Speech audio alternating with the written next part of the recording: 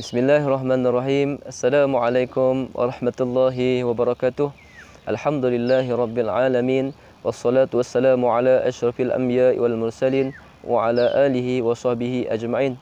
Qala rabbi shrah li sadri wa yassir li amri wahlul 'uqdatam min lisani yafqahu qawli. La haula wala quwwata illa billahil aliyil azim. Pertama dan selama-lamanya sidang penonton yang dimuliakan oleh Allah Subhanahu wa taala, kita bersyukur kepada Allah Subhanahu wa taala sebanyak-banyaknya kerana ketika ini kita telah pun dipilih oleh Allah Subhanahu wa taala untuk bersama-sama berada pada bulan yang sangat mulia yang disebut juga sebagai Ramadan Karim, bulan yang sangat ditunggu-tunggu, yang menjadi tetamu untuk umat Islam seluruh dunia. Subhanallah.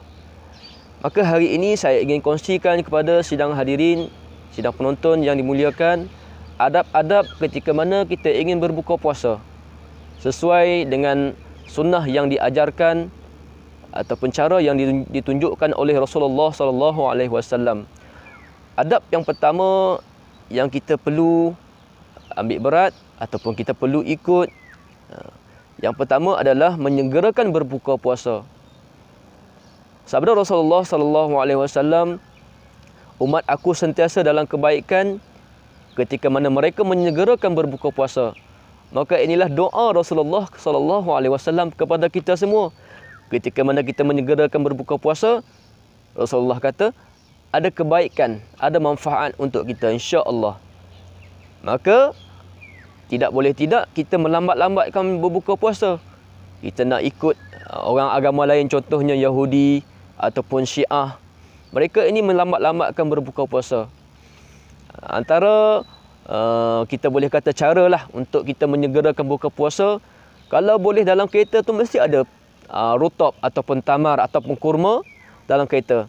Contohlah kata satu hari tu jam dan sebagainya kan, kita pun dah masuk waktu, boleh ambil kurma tu makan. Jadi menyegerakan berbuka puasa, insya-Allah ada kebaikan yang dijanjikan oleh Allah dan juga Rasulullah sallallahu alaihi wasallam. Baiklah, yang kedua, ketika mana kita berbuka puasa, berbukalah dengan rutab. Kalau tidak ada rutab, itu kurma yang fresh, yang tidak dikeringkan. Kalau tidak ada rutab, boleh berbuka dengan kurma. Kalau tidak ada kurma, boleh berbuka dengan air kosong.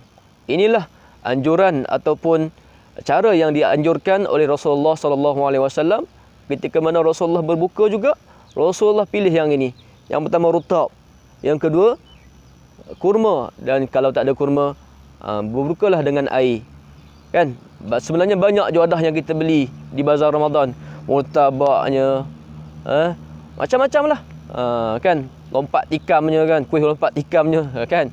Jadi kita pilih yang utama dulu, yang sunnah.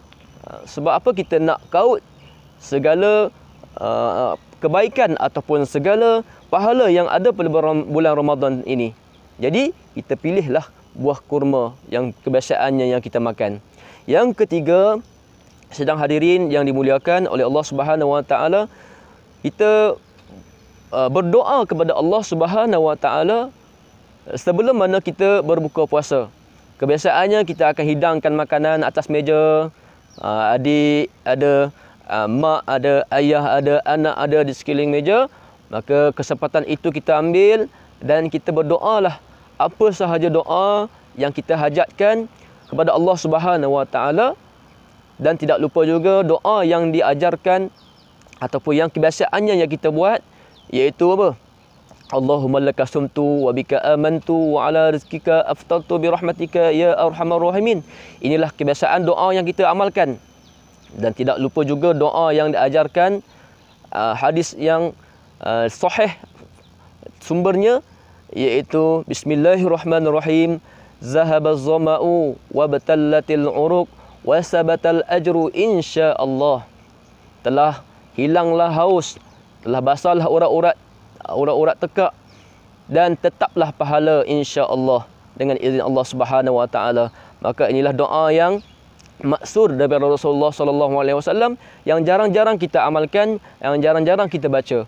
Maka untuk tahun ini kita perbaharui doa kita, dan apa segala doa yang kita nak, kita baca ataupun kita pohon sebelum daripada kita berbuka puasa, insya-Allah. Dan yang keempat, sidang hadirin penonton yang dimuliakan, kita berbukalah dengan sederhana. Berbukalah dengan sederhana, jangan telah melampau-lampau sehingga akan membazir yang membawa kepada kekufuran. Seperti mana Allah kata, la in syakartum la azidannakum wa la in kafartum inna azabi lasyadid. Umat aku ni ataupun kita ni akan berada ketika mana kita bersyukur, Allah akan tambah nikmat kita, dan ketika mana kita kufur, Allah akan bagi azab yang pedih. Allahu Akbar. Inilah yang kita takut, kita tak jadi hamba yang bersyukur, hamba yang tidak bersyukur kepada Allah. Ketika mana bulan puasa kita membazir. Sebenarnya bulan Ramadan ini bukan pesta untuk kita makan-makan. Kita dah makan 11 bulan dah, kan? Daripada bulan Muharram sampailah bulan Syaban, tiba-tiba bulan puasa kita lebih-lebih pula. Ini tidak dianjurkan dalam Islam. Maka kita hari ini dan hari-hari seterusnya kita ubahlah cara yang sebelum ini yang kita buat. Dan yang terakhir yang ingin saya kongsikan, iaitulah kita menyegerakan untuk solat maghrib. Ya, kita makan dan kita ambil masa. Tapi janganlah sampai nak habis isyak, kita tak habis makan lagi. Na'udzubillahi min zalik. Kalau boleh, makan sekadarnya dan kita habiskan makanan kita, terus segera solat maghrib. Untuk kita dapat kebaikan daripada apa yang kita berbuka. Mudah-mudahan Allah terima ibadah puasa kita, apa yang kita doakan sebentar tadi, dan apa yang diajarkan oleh Rasulullah kita ikut dan dapat juga pahala, insya-Allah.